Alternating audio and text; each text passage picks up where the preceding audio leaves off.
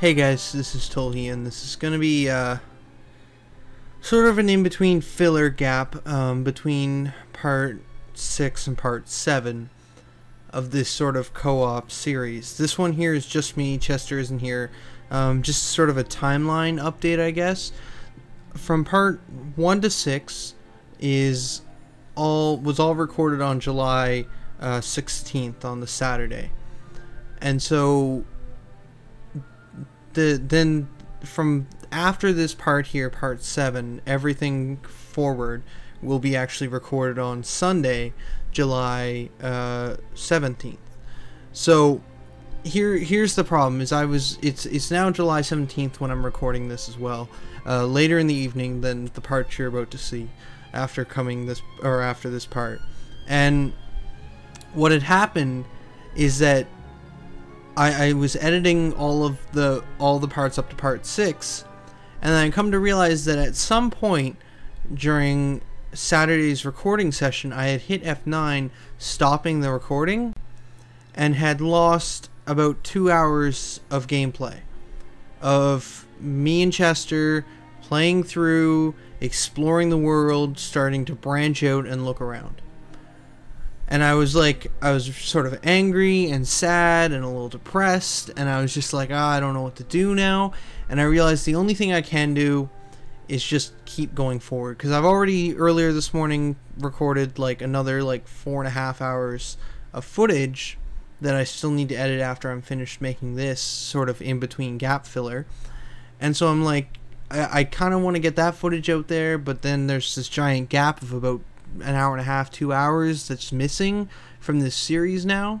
So I figured I'd try and do somewhat of a recap, and sort of go through and explain what was missed, and just go over what exactly had happened. Now this is a different file. This isn't the same save file. Leave. I don't want to get in their combat. This isn't the same file as what me and Chester are playing. This is actually one from earlier this morning. In the later parts you'll hear I mentioned that I had been playing around a bit. This is that save that I had been playing around with before Chester got on today. So this is a save from earlier this morning. Then me and Chester played and did some more recording. And then now I have to use something for this filler, and the only save I have is this one here. So there, I hope that makes sense too. So in the later parts, you'll hear me tell Chester something along the lines of, oh, we need to do this, because when I was playing around earlier this morning, I realized that this is what we have to do. I'm referring to this save here. But this save here is just a quickly show is a bunch of Tolhes. They all look identical, but they're all different classes. I was just playing around with some character creation because I just wanted to see what some of these characters were like, and I figured, seeing as this puts me at level 4 at the beginning of this campaign, it would be a good starting thing just to see a level 4 character, get some idea. So basically, here's the gist of what happened. After part 6, we swapped out the druid, the mercenary we had with us, for a hunter mercenary who had a panther. So that character is pretty cool. We keep that one for pretty much the rest of what we have recorded thus far. All of today's recording, we were using that character. Quite helpful, quite a good selection of skills and speech options. And so we basically then decided to just go on an adventure. And so we wandered up this way, up the path, and then we were just sort of following the path, seeing where it would take us, and we seen this thing up here. And so we had wandered up here, and basically I don't want to wander all the way up here because it gets kind of dangerous. What basically happens is once you leave the road, this area here tends to get quite a bit harder. You can't do anything with this thing, but we ended up a druid appeared here, one of these sort of blue characters. So my real thing that I really hate about having lost this footage is our reaction to sort of learning more about this exploration aspect. So I'll try and explain basically what we figured out. And what that was that these blue NPCs sort of pop up, and they're sort of friendly and you can chat with them. Like, this isn't the same one that popped up for us. We had a druid pop up, and then a peddler, jeweler pop up here. So we talked to the druid, and the druid basically said, get off our land, or something along the sort, and then proceeded to do combat with us. And I think the idea between these NPCs is you're supposed to have certain dialogue options, you're supposed to have certain skills, and based on those skills you might be able to have certain outcomes. But most of the time, if you don't have them, they just end up fighting you. But the druid was like, hey, I'm going to fight you, and we fought the druid and killed him and his 4 panthers. Quite a hard fight, ended up using a lot of spells, but we got this a spear that I had already had on my druid character from earlier, a couple parts ago. You might have noticed I had a spear that did 1 magic damage. I don't know if you remember, but I got a second one of those, and we also got a shield with the same name, and that shield was a +2 AC shield, +2 bonus AC, and it was a light shield, and it had 10% reduction to arcane spell failure. So it was a very nice arcane spellcaster shield, and so that will become important in the next part. But anyways, we got those 2 items from the druid, and then we went over to the peddler, and he tried to sell us a mithril ring for a huge amount of huge price, but one of our characters had an appraise skill, and we managed to figure out that no, that ring wasn't worth that much, and then we managed to buy it off the peddler. And then what happened was basically a bunch of level 9s were here, and they proceeded to attack us, and we had a hard time getting out. And this is one of the things I hate most about the footage, is there was this really hard part where we had one level 9 battle and then another level 9 battle, and we managed to defeat both of them just barely. Like, we were both had like dead characters. I think the swashbuckler died, the sorcerer was dead, and we just managed to get out of there with the druid and the cleric character, and it was just down to pretty much nothing. And then we managed to just fight, and then we had to run from that area all the way up this road here, and we had to run away, and we managed to get to the next town where we had to heal. So this whole thing was like this crazy epic battle fight where we just barely made it out, and we realized, okay, probably don't want to wander off the road all the time. We got up to this place, and we proceeded to enter. Now, the thing about other towns besides the main one, it seems like most towns sort of have this sort of enter the tavern thing, or visit the shrine, or trade with them. And the trade with them is like that whole trading system with the bars and the ore, and trying to find ore and sell it to them and such. But the tavern you can always enter, and when you enter a tavern, you can enter into the common room. And it seems like most towns that have taverns you can go into the common room, and it's like a small little room, and there's usually one named NPC there that you can get a quest from. The quest we got from this town was to go back down towards the first town and to look in the hills around the town for a black market location. So okay, we were like, okay, we healed up at that town, used the shrine, revived our dead. We figured out that it only cost 500 gold to revive your entire party and heal them to full. And we were like, okay, cool.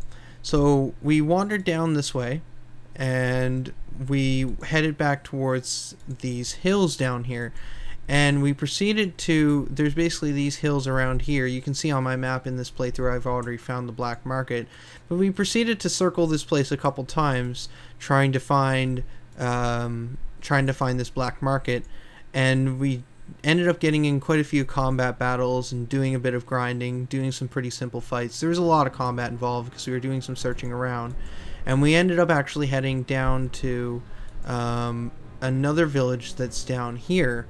There's also a grave there. We also realized that sometimes when you're walking around, different sort of objects will appear in the world. So that a grave appeared in this game, and it appeared in the last one too, and you can walk up to them and they sort of have different options. So we found this town.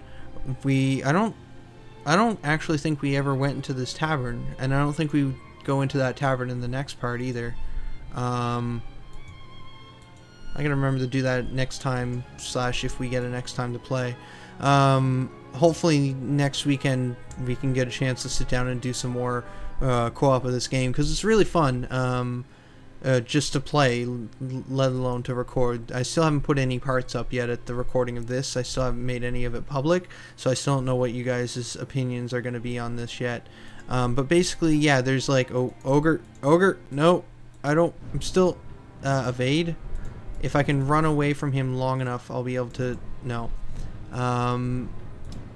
You know what, I'm just going to bribe him to go away. Pay gold.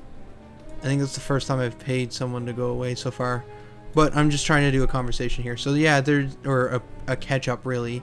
And then this gravestone, yeah, you can, areas like this will pop up and you can go up, and like the gravestone you can dig up different items, and those items you dig up, like at the gravestone, I think was a ring of fortitude was what we got, and then other ones will pop up, like you'll see like a magical location pop up, and if you go up and if you have someone with high enough spellcraft, you can discern or disenchant it or whatever, and then I'm just gonna enter the cave to evade this guy, and then you can get like experience from that if you like evade or if you disenchant an area, or you might find a rune, and then if you have enough like different type of ability for like hide or something, it'll be like, okay, now you can like find something different, or like basically it's a bunch of skill check locations will occasionally pop up, and depending on what character you have selected, you'll see different stuff. So like my sorcerer with high spellcraft will see more magical type areas pop up, whereas if you have someone with like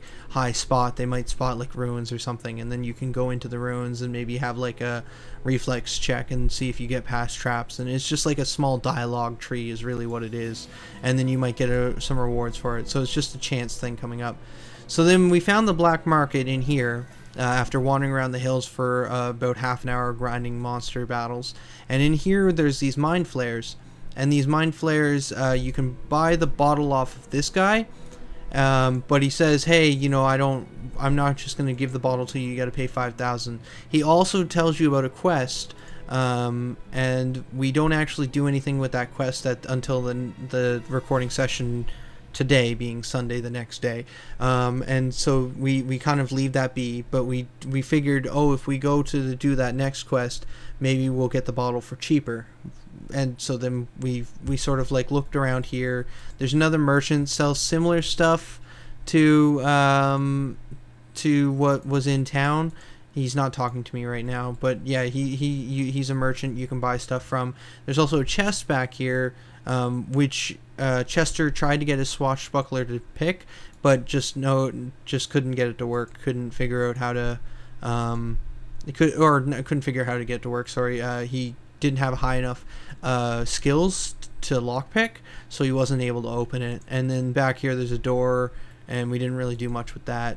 So yeah, then we pretty much found this location, sort of wandered around, looked at some stuff, bought for a couple different things, and then was like, okay, that's pretty much it. Running out of hard drive space, or at least I thought I was running out of hard drive space, but in reality I hadn't been recording for some time, so I actually had been running out of hard drive space long before that. But anyways, the point is, finished up here, and then we were like, okay, so next time we're going to need to go do the quest for this guy, to find out about his special client list. Basically, I think I might have the journal entry here. Yeah, this one here, for special customers only, asks us to go to Tempest Keep, which is northeast of here. So we say, okay, we'll do that next time, and that will happen in the next following part, actually. And then we say, well, then we'll come back and try and get the bottle after. And then, yeah, pretty much, I don't even think we bought much stuff from here. There wasn't really much we wanted to buy. So then we pretty much just stopped in this cave at this time. So yeah, that's pretty much a recap of the 2 hours that was lost in about, it looks like 17 minutes of footage or so. Hopefully not too much. But yeah, this is a fairly long recap, I know, but it's 2 hours, and I'm trying to cover most of the interesting stuff that happened. I'm trying to remember all the stuff we discovered, and I'm afraid I'm forgetting something. So in the next following parts, there may be things where we're just doing stuff and you might not understand what happened, and it's probably because like we figured it out in that missing 2 hours. But hopefully none of that's there, and I feel like I've covered everything that happened. I don't think I'm forgetting anything. We really just walked up there, got the find the wine bottle quest, came back down here, wandered around the hills, and then just found this black market, came in here, failed to buy the bottle, and then just got this other quest to go up somewhere to this Tempest Keep northeast of here. And then really that's pretty much where we were at. I think in the way of experience we got up to level 6. I think that might be one more level than what we were at. I don't know though. I think we just gained a bunch of experience. I don't think we actually gained another level in that 2 hours, hour and a half of missing footage. So yeah, there wasn't really much missed in leveling up, and there wasn't really much missed in gear. The only thing is, I'm not sure if I fully covered this in this morning when we first started up, but I actually do switch out my druid for a new version of the druid. I basically remade my druid a third time in this co-op let's play now, and basically decided to go spears instead of throwing axes. So you may have noticed in the first couple parts I was all about throwing axes, trying to find more throwing axes, want to make throwing axes. For the rest of the parts here, I think I cover this in the next part, but I'm not positive. But I basically switched to a spear wielding guy, so I'm all about the spear now, and I don't care about throwing axes, so that's going to kind of dissipate. Anyway,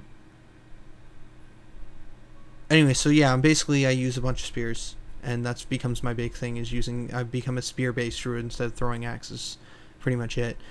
So yeah, the following parts were recorded this morning, just to recap on the timeline. So yeah, that'll be like, it's weird having to do this weird timeline of the first parts being done on Saturday, then this small recap part, and then then the parts continue earlier this morning on Sunday. Saturday, this part being Sunday evening, and then Sunday sort of morning afternoon was what the following parts will be. And then hopefully we'll get to do some more of this next weekend, but we'll see. But for now, this is Tolhe signing out. Later, guys.